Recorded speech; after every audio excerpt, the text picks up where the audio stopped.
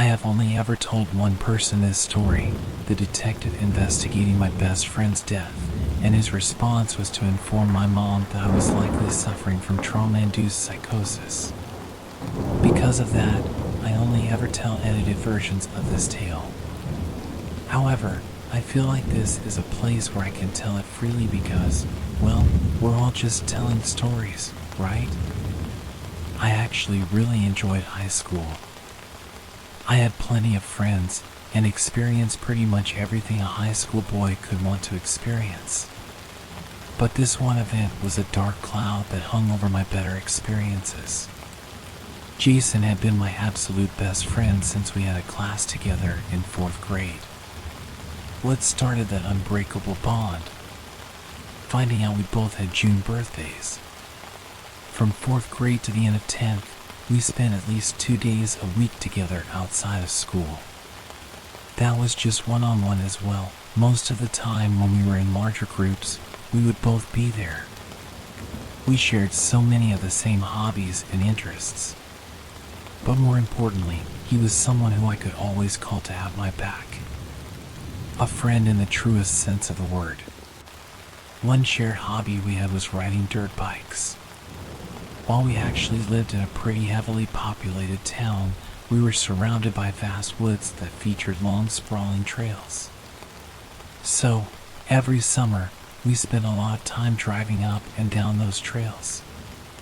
However, we really only ever stuck to specific trails, avoiding any areas that had heavy pedestrian traffic, but also straying from areas that were too remote.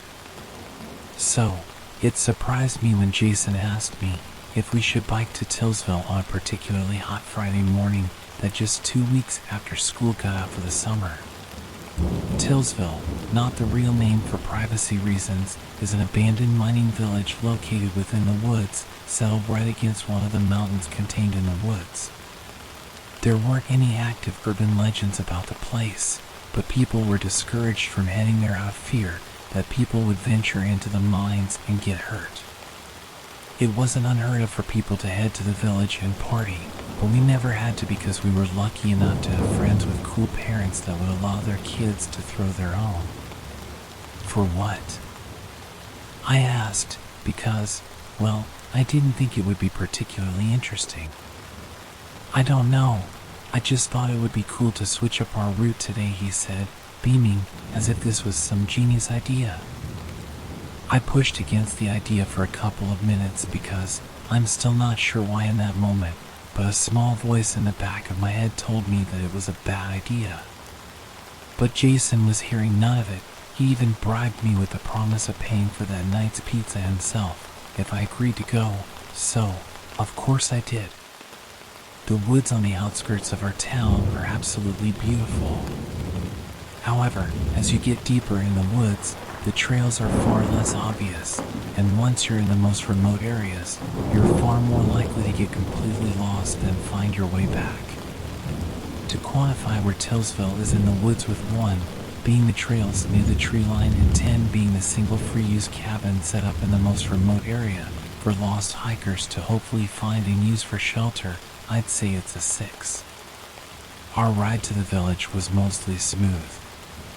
Along the way, Jason and I ran into Anna, a mutual friend from school who was walking her dog through the trails.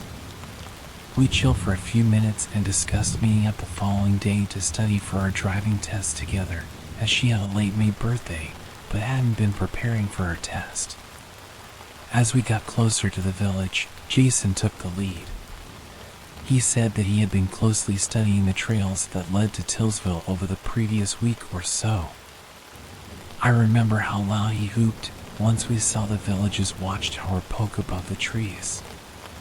First try with 0 problems, thank you Google Maps. He screamed. This was my first time seeing Tillsville.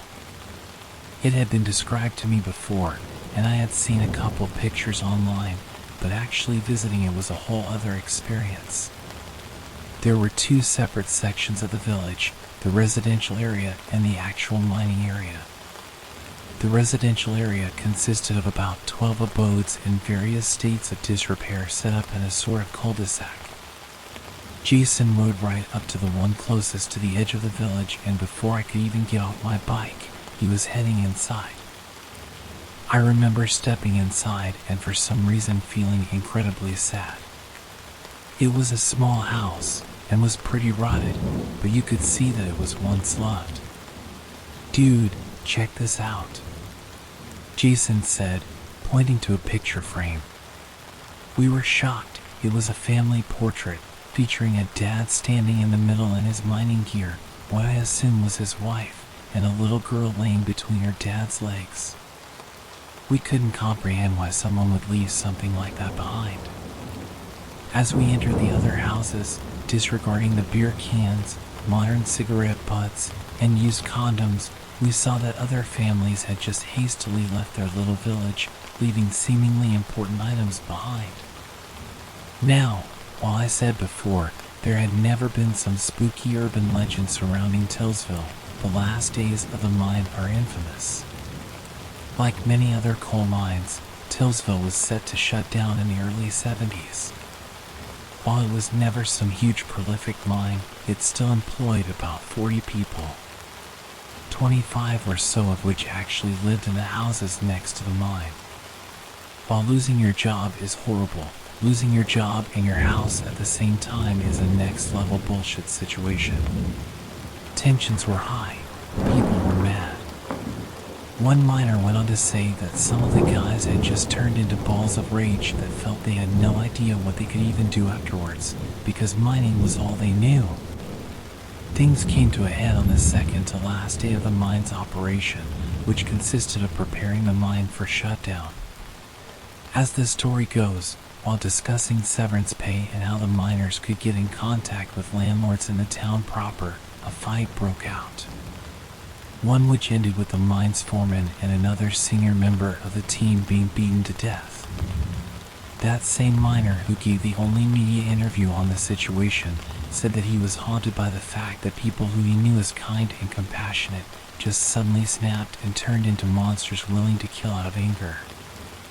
Now back to my story. When Jason and I got into the last accessible house, we were looking through an old duffel bag that had been left in the bathroom. "Oh, wow," I said as I pulled out a big-ass Crocodile Dundee Bowie knife. Jason jokingly slapped at the blade like the big dummy he was when he gasped. "Did you seriously cut yourself?" I asked, worried at his wide-eyed gaze. "I think someone might be out there," he said flatly. From where Jason was sitting, he could see out the bathroom, through the living room, and slightly through the doorless entrance. I whipped around. "Where?"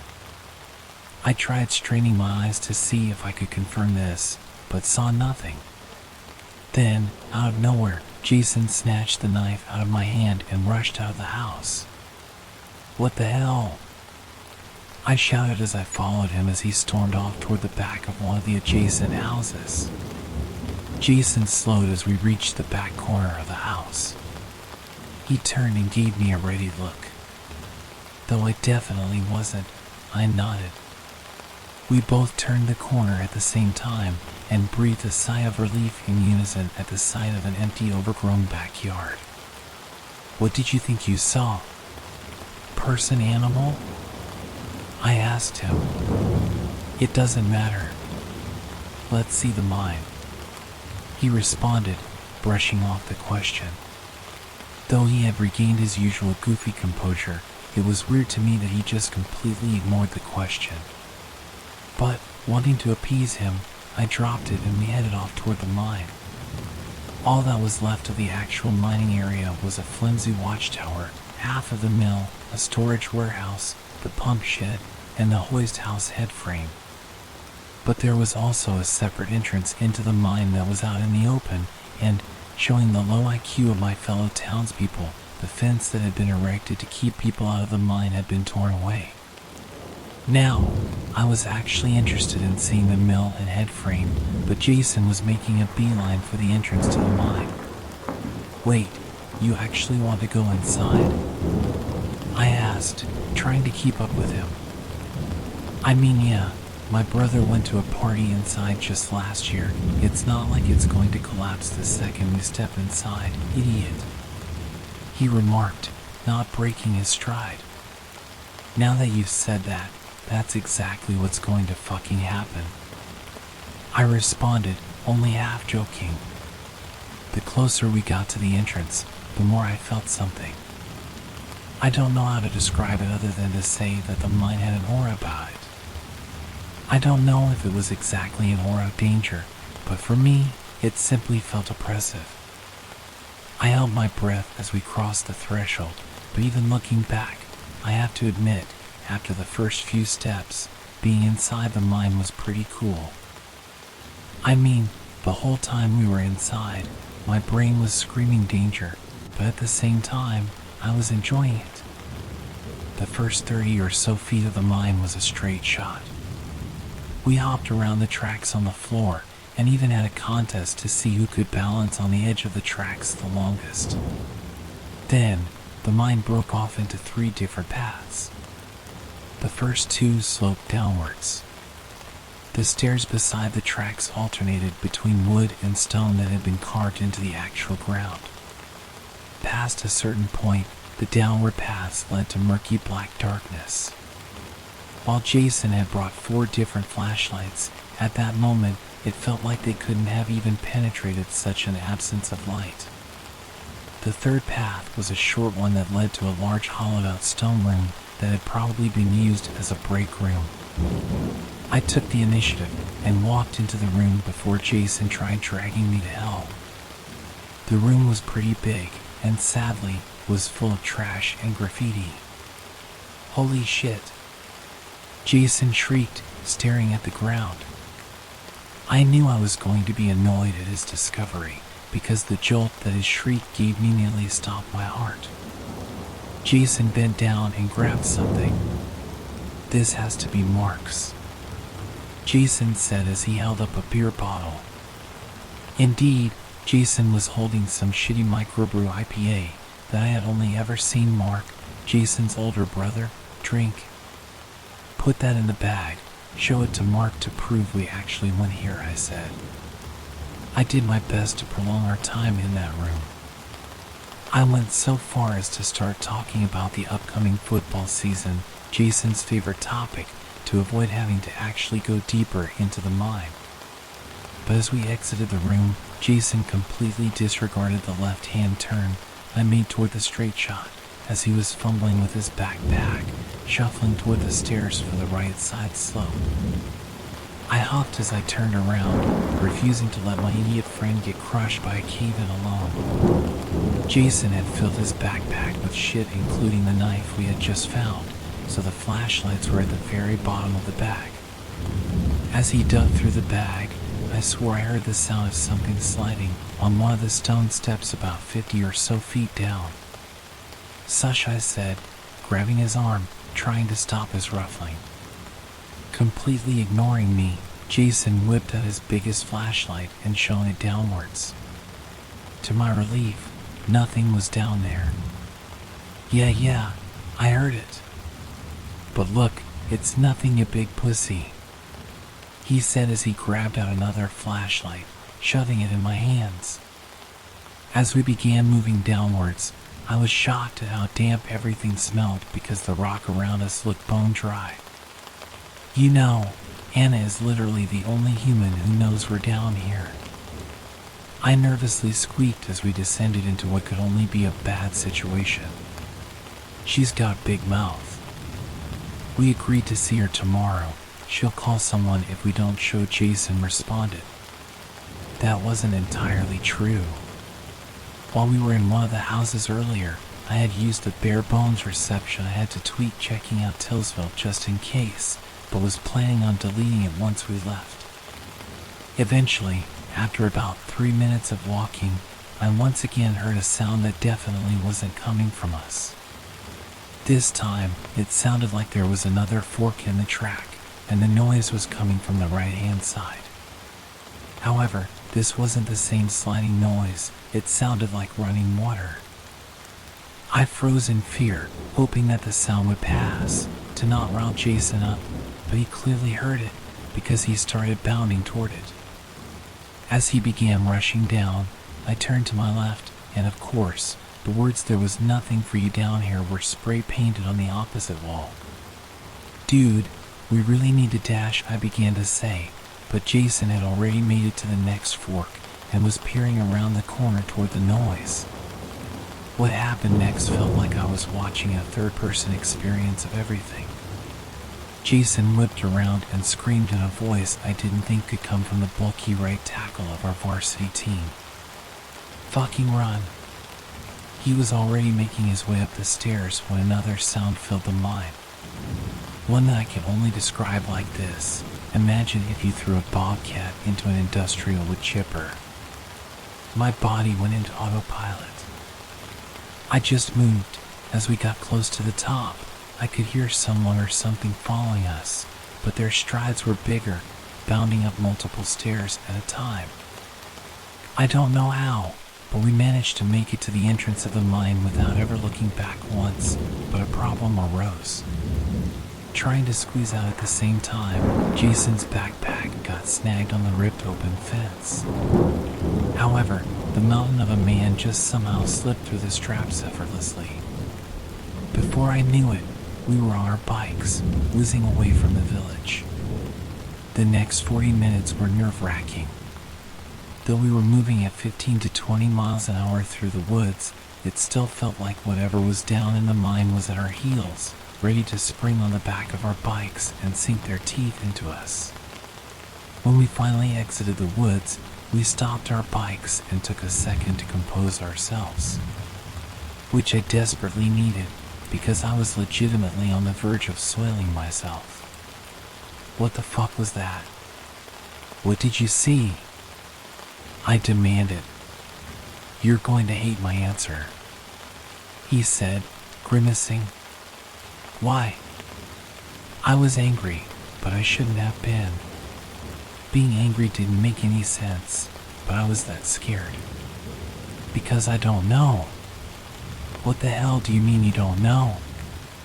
You were the one who told me to run." "Yeah, I did, but dude, I don't fucking know what it was." "You're going to beg me to describe it. I get it, but I don't know." I just knew that what I was seeing was bad. He shuddered as he said this, the color drained from his face as he clearly tried to make sense of what had just happened to us, what he had just seen. I was about to demand more details, but Jason spoke again. "Shit, my bag. Was there anything important in it?" "Just a piece of mail I grabbed from the box when we left, but it was just a certificate saying that I had completed my volunteer work for social studies next year. I can call and ask for another one to be sent." I don't know why, but the fact that the only negative thing that had happened because of our trip deep inside a clearly incredibly dangerous mine was the loss of a volunteering certificate.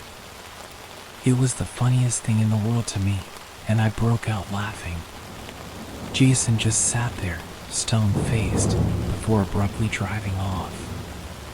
The rest of the night, while it was normal, Jason was clearly seriously bothered. It was like he had fallen into the quickest deep depression in history. As we played Rocket League, I looked over to see him on the verge of tears. "Jason, what's..." Jason chucked his controller on the ground in a sudden flash of rage. "Why didn't you stop me from going down there?" "Jason, I did everything I could to get us to leave without actually protesting. I didn't want to be the pussy who forced you to stop doing something you clearly wanted to do." At that, Jason suddenly stood up, furious, fists clenched, which scared the shit out of me. But he seemingly immediately realized what he was doing and sat back down, apologizing, and went back to just looking like he would never experience joy again. For the rest of the night, I mostly just played on my phone as Jason sat on the couch in his room. I tried engaging with him multiple times, but he simply stopped answering. I didn't want to leave him though, so I just scrolled until I passed out. Hours later, I awoke to the feeling of being violently shaken. The sleep left my eyes quickly as I saw Jason looking down at me, scared out of his mind. I was about to ask him what the hell he was doing before he put his finger to his lips and pointed toward his window. Somebody was incessantly knocking on Jason's second-story window. I, like Jason, was frozen in fear. The knocking wasn't violent, it was almost seductive, I guess. The knocking did eventually stop after a good 30 seconds, but was replaced with a much worse sound. Jason, don't you want to explore? Every syllable this thing spoke sounded like it came from a different person, as if someone was turning to different radio stations one after the other. After this, there was a long pause. Jason, who was back on the couch, turned toward me. I'll never forget his face. My best friend looked as if he had been told his mother had just died. I tried sitting up out of my sleeping bag, but everything happened before I could. Again, it felt as though I was watching myself experience this in third person. First, the window broke and the blinds were ripped away. The room then got unnaturally bright, like a flashbang had just gone off. Jason shrieked in terror, the same tone he had used as he told me to run in the mine. Then came that noise again, a high-pitched industrial squeal. Finally, I saw a boot, a foot, a paw coming down at my face. Then, nothing. The next thing I knew, I woke up seeing red, and my eyes were stinging like hell. I wiped the blood out of them only to be met by the sight of Jason's parents standing in the doorway, looking at the far wall, screaming. But I couldn't hear them. I only heard the crunching of my broken nose as I moved. I looked where they were looking. The shattered window and surrounding wall were caked with blood. Before I could comprehend the situation I found myself in, I passed out again. They never found Jason, but the amount of blood in the room all but confirmed that Jason was dead. I was considered a suspect for a day or so, but Jason's mom herself told the detective that she had checked on us only about 15 minutes before she and Jason's dad heard what they described as a tornado localized completely in their home. Not nearly enough time for me to kill Jason, throw his body through the window, and hide it somewhere nobody would ever find it. The prevailing idea in my town's PD is that multiple intruders, people we probably saw committing a crime in Tillsville, broke into Jason's house, brutally beat me, killed Jason, and took his body out the front door. I guess they believe the broken window is a diversion of some kind. During that day, though, I gave my account of what happened at Tillsville at least 4 times. Eventually, the detective got so frustrated that he left for 45 minutes and came back holding a rolled-up sheet of paper. "Son, look," he said as he unrolled the paper. It was a map of the mine, created only 2 years before it was shut down. The detective traced every inch of the mine with his finger, specifically the area that I said Jason had seen something. There was no second fork in that area. It was just a complete downward slope into the lower sections. Like I said earlier, I had a good high school experience. But Jason's death was a dark cloud that rained whenever I started to feel too happy. I live in a completely different state now, but I still keep in contact with Jason's parents. I try to act as much like a son as I can for them. The most infuriatingly confusing thing about this situation is that I have actually heard that people have since had parties in that mine. It may sound horrible, but why are they alive? Why did I have to lose my best friend?